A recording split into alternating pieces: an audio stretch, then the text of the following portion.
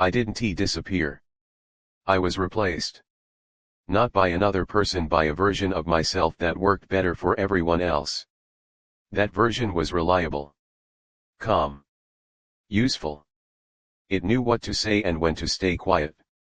It knew how to absorb pressure and translate chaos into order. It knew how to show up without taking up space. People trusted that version. They depended on it. They needed it. So I let it take over. At first, it felt like maturity. Like growth. Like stepping into responsibility. I told myself that this is what adulthood looks like, learning how to be what the situation requires. I didn't notice that I was slowly handing over authorship of my own life. Every environment rewarded a different trait. In one place, I was the stable one. In another, the listener. Somewhere else, the fixer. I adapted instinctively. I learned what was expected and delivered it cleanly. I didn't fake it. I became it. That's the danger. When you're good at adapting, no one ever asks who you are underneath it. Not even you. I remember a moment that should have meant nothing. Someone said, casually, "You're so good at handling things.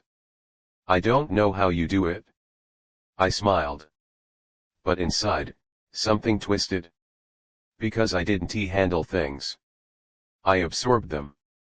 And absorption doesn't process, it accumulates.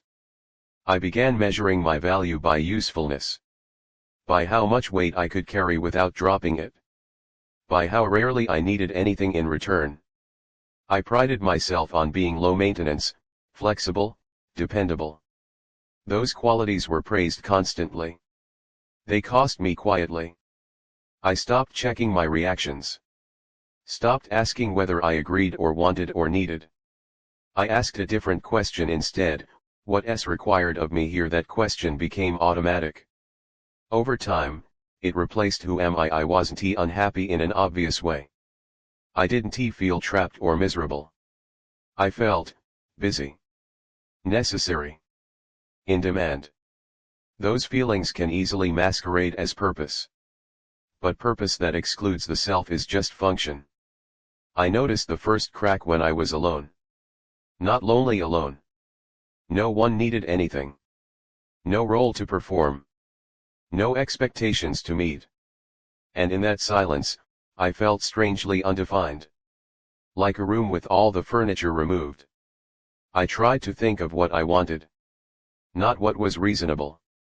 Not what made sense. Not what would help someone else. Just what I wanted. Nothing came. That scared me. I told myself it was fatigue. Burnout. Stress. Everyone feels disconnected sometimes. I filled the silence quickly with tasks, with obligations, with distractions that restored the familiar sense of being needed. Needed felt safer than known. I didn't realize how much I had outsourced my identity until someone asked me a question I couldn't answer smoothly. If you could change one thing about your life, what would it be? I opened my mouth and froze. Not because the question was deep. Because I had no access to an answer that wasn't filtered through usefulness. Everything I thought of involved someone else. Their comfort. Their stability. Their expectations. Nothing belonged to me alone. I laughed it off. But later, that question followed me. I began noticing how often I described myself through roles instead of traits. How often my sense of self depended on context. How little remained when context was removed. I wasn't lost. I was distributed. Fragments of me existed everywhere, in other people's needs, in systems I maintained, in expectations I fulfilled. But there was no center. No place where I lived uninterrupted. And the most unsettling part, everyone was happy with who I had become. Everyone except me. I didn't feel wrong. I felt irrelevant to my own life. I realized then that I hadn't been suppressing myself out of fear or compromise. I had replaced myself out of efficiency. The version of me that responded instinctively, wanted freely, and resisted occasionally had been inconvenient, slower, messy, harder to rely on. So it faded. And the version that fit everywhere took its place. The tragedy wasn't that I was pretending. The tragedy was that I forgot there had ever been an alternative. I had become someone everyone needed. And I had no idea who I was when no one was asking anything of me. That realization didn't come with panic. It came with a quiet question that refused to go away: if I stopped being useful, would anything of me remain? Once I realized I had been replaced by a version of myself that worked better for everyone else, I expected anger to surface. Resentment. Bitterness. A desire to reclaim what I had lost by force. None of that happened. What surfaced instead was confusion. Because when you've lived as a role for long enough, you don't know what to return to. There's no original version waiting patiently in the background. There's just a habit of response, automatic, efficient, invisible. I started paying attention to how I moved through my days. How often I said yes without checking in. How quickly I adjusted when someone needed something. How instinctively I deprioritized myself before I even noticed I had a preference. It wasn't a choice anymore. It was reflex. That realization unsettled me more than any external pressure ever had. Because it meant no one was actively demanding this from me anymore. I was enforcing it myself. I began noticing moments where the old, original self tried to surface, brief flashes of irritation, resistance, desire, and how quickly I shut them down. Not harshly. Gently. Reasonably. Now isn't the time. This isn't important. Someone else needs more. Those phrases sounded virtuous. They were erasing me. I told myself I was being generous. That selflessness was a strength. That needing less made life smoother for everyone involved. But generosity without boundaries turns into disappearance. I started to feel it physically. A constant tension in my shoulders. Shallow breathing. A sense of being uneven when nothing was happening. My body was bracing for needs that hadn't been voiced yet. I realized I had been living in anticipation mode for years. Anticipating disappointment. Anticipating requests. Anticipating adjustment. That kind of vigilance rewires you. It teaches you that your job is to be ready, not to be present. I began to feel strangely resentful toward the people I cared about, not because they were demanding, but because they had no idea how much of myself I was erasing to remain dependable. That resentment had nowhere to go. I couldn't express it without breaking character. So it turned inward. I criticized myself for feeling tired. I shamed myself for wanting space. I told myself that if I just managed better, optimized more, rested less, everything would feel lighter. It didn't. The moment that finally cracked something open wasn't dramatic. I was alone, doing nothing in particular, when I realized I didn't know how to relax. Not how to rest, how to exist without a function. If no one needed me, I felt useless. If nothing was expected of me, I felt anxious. Free time didn't feel freeing, it felt like exposure. That's when it hit me. I had confused identity with utility. I had become so good at being needed that I no longer knew how to be wanted even by myself. That realization hurt in a way I hadn't felt before. It wasn't guilt or regret. It was grief for a self that hadn't died, just been overwritten. I tried to remember who I was before the replacement happened. Before I optimized myself for environments instead of listening to my inner signals. The memories were vague. Not because they were insignificant, but because I hadn't visited them in years. Preferences fade when they're never acted on. Desires dull when they're always postponed. I felt a strange fear then. Not fear of losing people. Fear of being empty without roles. I realized that if I stopped being useful, I would have to face the question I had avoided for years: who am I when nothing is required of me? That question didn't come with answers. It came with silence. And silence, for someone who lives through response, is terrifying. I began to understand why I had let the replacement happen. Why I hadn't resisted. Why I hadn't noticed. Because being needed gives you instant validation. Clear metrics. Immediate feedback. You know when you're doing well. Being yourself offers none of that. It requires trust. Ambiguity. The willingness to be misunderstood. The courage to be less efficient. I had chosen certainty over authenticity. And the cost was a slow internal disappearance that no one else could see. I realized then that reclaiming myself wouldn't be about rejecting others. It would be about interrupting the reflex. About pausing before adapting. About noticing before responding. About allowing discomfort to exist without immediately neutralizing it. That sounded simple. It wasn't. Because the reflex had protected me for years. It had kept me valued, relied upon, included. Letting go of it felt like stepping into free fall. But I also knew something else by then. If I didn't interrupt it, there would be nothing left to reclaim. The role would keep performing.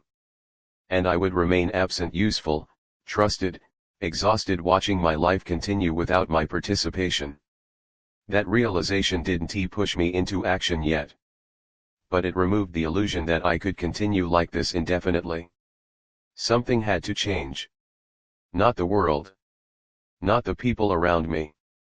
Me interrupting the reflex didn't feel like liberation. It felt like betrayal. The first time I paused instead of adapting, my body reacted as if I had done something dangerous. My heart sped up. My thoughts rushed in to repair the situation, to smooth it over, to become useful again. I didn't. I let the moment hang. It was uncomfortable in a way I wasn't prepared for. Not dramatic, not explosive, just exposed. As if I had stepped into a room without armor and realized I didn't know how to stand there. Nothing terrible happened. That was the problem. Because it meant I had been protecting myself from consequences that existed mostly in my imagination. I started noticing how often my reflex had been filling space that didn't need filling. How often I volunteered solutions that weren't requested.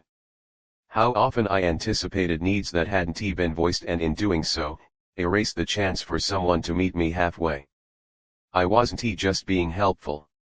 I was controlling the narrative. Control had given me safety.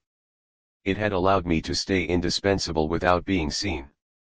But control also prevented intimacy. You can't be known if you never stop managing the room. So I practiced stopping.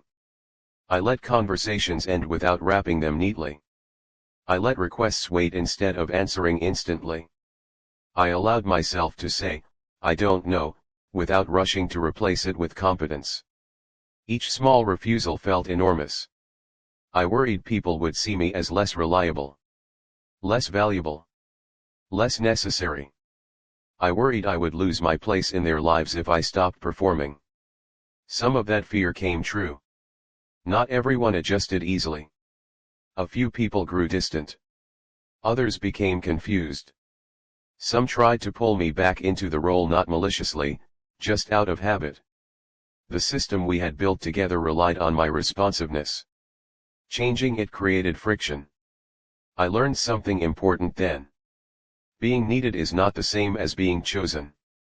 When I stopped optimizing myself for others, I saw which connections were built on mutual presence and which ones depended on my self-erasure to function. That distinction hurt. But it was clarifying. I didn't replace the old role with a new identity overnight. There was no dramatic reinvention. No sudden confidence. No clean "this is who I am now" moment. There was just practice. Practice in noticing my reactions before acting on them. Practice in asking myself what I wanted before asking what was required. Practice in tolerating the discomfort of being slower, less polished, less predictable. I learned that reclaiming yourself is not an act of declaration. It's an act of patience. Some days, the old reflex still took over. I would catch myself mid-adjustment, already halfway into usefulness before realizing what I was doing. I learned not to punish myself for that. Conditioning doesn't disappear because you name it. It loosens because you interrupt it consistently. Over time, something subtle changed. I started to feel weight where there had only been tension. My body relaxed in moments that used to feel urgent. I stopped bracing for needs before they arrived. I learned to sit with emptiness without rushing to fill it. In that space, something I hadn't felt in years began to emerge. Preference. Not grand passion. Not a calling. Just small, honest inclinations. Liking one thing more than another. Wanting rest instead of productivity. Choosing based on alignment instead of efficiency. Those preferences felt fragile at first, easily overridden, easily dismissed. I protected them anyway. I realized then that the self I thought I had lost wasn't gone. It had just been quiet for a long time. And quiet things don't announce their return. They wait to be listened to. I stopped measuring my days by usefulness. I stopped asking whether I had been needed enough. I started asking a different question at night: did I show up as myself today, even briefly? Some days, the answer was no. Other days, it surprised me. I didn't become less caring. I didn't withdraw from the world. I didn't abandon responsibility. What changed was the direction of my attention. I began including myself in the equation. That inclusion felt radical. I learned that being someone everyone needs is seductive because it offers certainty. Clear rules. Immediate validation. But it also demands a sacrifice that's rarely acknowledged. Your presence. I had paid that price quietly for years. I don't regret caring. I don't regret being dependable. I don't regret showing up when others needed me. I regret believing that being needed was the same as being alive. If you're listening to this and you recognize yourself the one who adapts instantly, who fills gaps before they're noticed, who feels uneasy when nothing is asked of you, I want you to hear this clearly: you are allowed to exist without a function. You are allowed to pause without explaining. You are allowed to be less useful and more present. Reclaiming yourself doesn't mean disappointing everyone. It means finally meeting yourself where you are. I became someone everyone needed except myself. Learning to include myself again didn't make my life louder or more impressive. It made it real. And now, when no one is asking anything of me, when there is no role to perform and no problem to solve, I don't feel empty anymore. I feel here, and after years of being replaced by my usefulness, that presence is the most honest thing I have ever reclaimed.